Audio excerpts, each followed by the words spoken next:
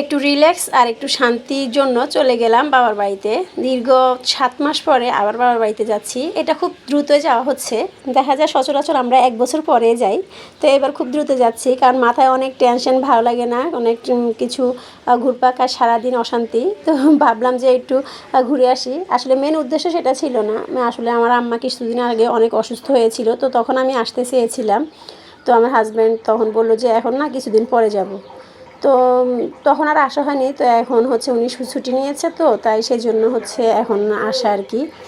তো আজকে আমরা খুব ভোরে রওনা দিয়েছি, একদম ভোর 4:30টার মধ্যে রওনা দিয়েছি। তাড়াতাড়ি রওনা দেওয়ার কারণ হচ্ছে যেহেতু আমাদের লং জার্নি, বালুকা থেকে প্রথমে টঙ্গী যেতে হবে, তারপরে হচ্ছে সেখান থেকে আবার নোয়াখালীর বাস ধরে নোয়াখালী যেতে হবে। তো ওটা অনেক লং জার্নি, যার কারণে হচ্ছে সকাল সকাল যদি রওনা না দেওয়া হয় তাহলে দেখা যায় যে প্রচুর পরিমাণ জ্যাম থাকে রাস্তাগুলোর মধ্যে। এটা হচ্ছে এয়ারপোর্টের রাস্তা, এগুলো সবসময় অনেক জ্যাম থাকে। তো যার কারণে হচ্ছে 2 ঘন্টার জায়গায় 3 ঘন্টা 4 ঘন্টা সময় লেগে যায়। তো আমরা আজকে তাড়াতাড়ি রওনা দেওয়ার কারণে 2 ঘন্টা মানে হচ্ছে বালুকা থেকে টঙ্গী পৌঁছে গেছি। তো দেখতে পাচ্ছেন রাস্তাগুলো কিন্তু অনেকটাই ফাঁকা, কারণ যেহেতু সকাল ভোর, তখন এই জন্য আর কি মানুষজন নেই, গাড়িও তেমন একটা নেই।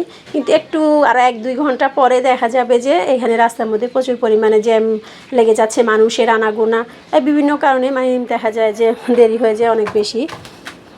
তো এখন বছরের মাঝখানে যাওয়াটা কিন্তু একদম মানে খুবই একটা অস্বস্তিকর ব্যাপার, কারণ হচ্ছে ছেলে মেয়ের স্কুল, মাদ্রাসা, তারপরে কলেজ সব কিছুই খোলা, এখন যাওয়া কোনোভাবেই ঠিক না।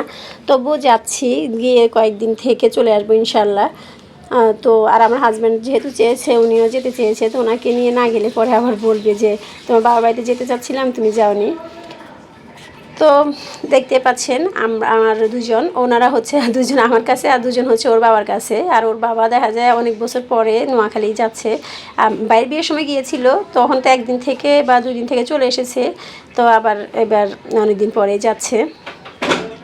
ছোট ছেলে আর বড় ছেলে হচ্ছে তার বাবার কাছে পিছনে, আর আমার কাছে মেয়ে, আর হচ্ছে মেজো ছেলে আমার কাছে। তো আমার মেয়ে আবার আমাকে ছাড়া ও গাড়িতে চড়তেই পারে না, ও হচ্ছে ঘুমাতে পারে না আমি না থাকলে, সেজন্য হচ্ছে আমার পাশেই বসে। তো এবার আমরা জ্যামের ভয়ে সকাল সকাল রওনা দিয়েছি যাতে তাড়াতাড়ি করে চলে যেতে পারি। কিন্তু সমস্যা হয়েছে, মানে টঙ্গী আসা পর্যন্ত আমাদের কোনো জ্যাম হয়নি, সায়দাবাদ পর্যন্ত চলে এসেছি, কোনো সমস্যা হয়নি। সায়দাবাদ থেকে তারপরে যখন যাত্রাবাড়ি পর্যন্ত বাস এসেছে, তারপর থেকে এই যে মানে জ্যাম শুরু হয়েছে। গাড়ি তো চলতে চাচ্ছে না, যেখানে 4-5 ঘন্টার ভিতরে গিয়ে পৌঁছাতে পারি সেখানে 10-12 ঘন্টা লেগে গেছে পৌঁছাতে। মানে সবাই তো বিরক্ত হয়ে যাচ্ছে, গাড়ি তো চলছে না। মানে আমি এত বছর যাতায়াত করছি, মানে মনে হচ্ছে যে এরকম জ্যাম আর কখনো পড়েছি কি না আল্লাহই ভালো জানে। বিশেষ করে এই রাস্তাটা তেমন একটা জ্যাম থাকে না, হঠাৎ যখন কোনো কাজ টাজ থাকে তখনই, না হলে সচরাচর এমন জ্যাম থাকে না। কিন্তু আজকে আমাদের কপালটা এত খারাপ, মানে এত জ্যাম ছিল, 3-4 ঘন্টা মানে আমরা জ্যামে আটকে ছিলাম। তারপর অবশেষে বাড়িতে গিয়ে পৌঁছালাম, দেখতেই পাচ্ছেন। আর আমার বাবার হচ্ছে 2টা পালক যমজ মেয়ে, এগুলো আমার চাচাতো মানে আব্বা চাচাতো ভাইয়ের মেয়ে। তো ওরা সারাক্ষণ আমার আব্বার কাছে থাকে। তো আমি বললাম যে আমি চলে এসেছি, এখন এই যে আমাকে দেখে হচ্ছে মুখ লুকিয়ে ফেলেছে, কারণ আমি ওদেরকে বলি যে আমরা চলে এসেছি, এখন তোমরা আর আমার আব্বার কাছে আসবে না।